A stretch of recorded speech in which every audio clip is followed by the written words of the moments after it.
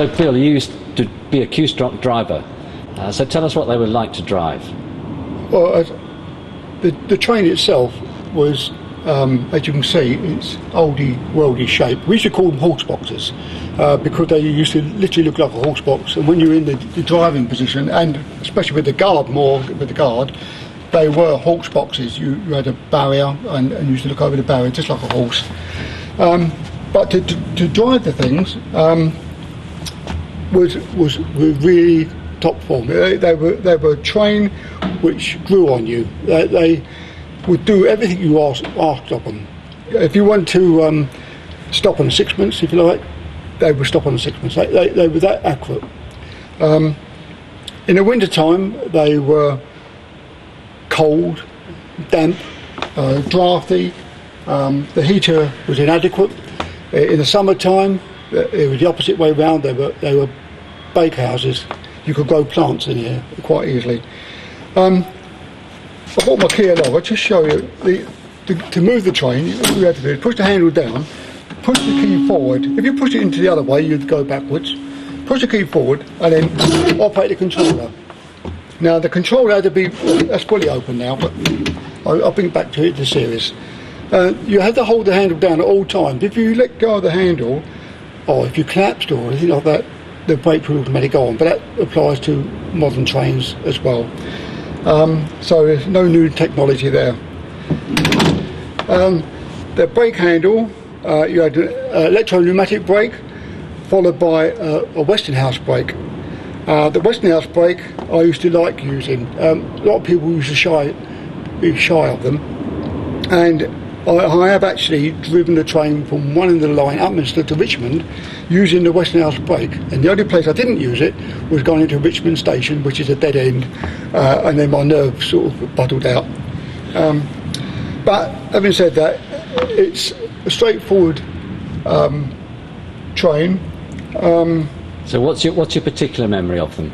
Basically, when in the bad weather, they were very good in overcoming snow and sleet and ice, because what we used to do, we used to cut out the motor at the front, so that now the train was being driven by the motors towards the back of the train, and this was now a dead unit, and that used to crush any snow and ice and get you onto the next section of rail where you've got to pick up the current again before the back half came off use.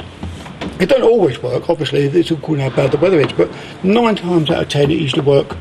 If that failed, up in the top we used to have paddles, about a metre long, piece of the wood, about 4 inches. I've gone from metres to inches. 4 inches one end, about down to 2 inches, and these were taken and you used to slide them under the shoes if you needed to isolate the train.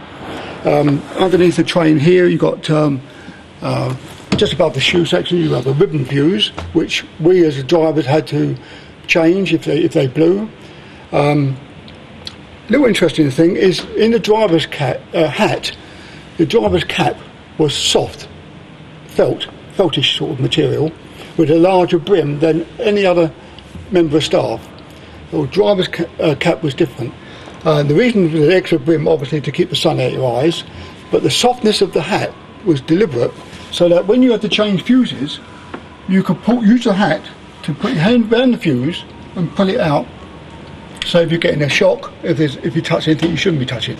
So what was the worst thing about them? Only the fact that they were draft boxes. There was nothing really bad about them as such. As I say, they used to grow on you. When you walk down to the depot and you go to the depot, they had the number of the road you were going to pick up your train from.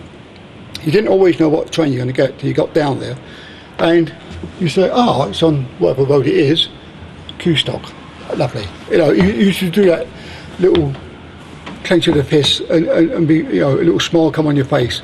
It was that sort of thing, effect. But I've got nothing against any other stock. It's just that I've got an affection for this one. Bill, thanks very much. It's a pleasure. Richard, you were a driver of the Q-stock, and in fact you drove the last regular train on the East London line. Tell us about that, please. Yes, well, it's a long while ago now. It's about 35 years ago now, and Yes, I did drive the last one on the East London line because I arranged it actually with the depot foreman. There was just the one left on the East London line this particular morning, and it was going back to Ealing Common Depot to be being replaced by a COCP stock. And I said to him, could I have it on my working, which finished in New Cross Depot at around 10 o'clock in the morning. We came out at 6:30 and went back in at 10. And yes, he agreed to have it for me to have it on my working, and so I did drive the last one on the East London line, which was in fact the last one in regular service on the Underground. But Richard, you also got involved with the final tour of the Q stock. In fact, you organised the tour of the Q stock. Yes. Tell us a little about that, please. I felt that I didn't want them to go off out of service with without some sort of ceremony, you could say. And a friend of mine, Mr. Cullen, Bob Cullen, who was at that time he was a signalman at High Barnet. We arranged between us to do a farewell tour of the Q stock.